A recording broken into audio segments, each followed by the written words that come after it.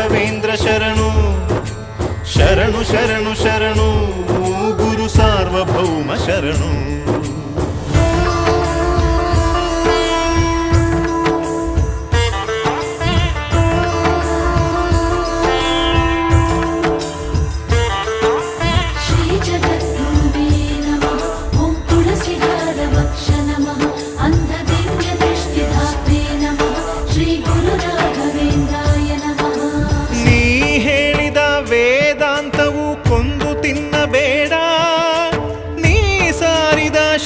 ಮಂತ್ರವು ಹರಿಯ ಮರೆಯಬೇಡ.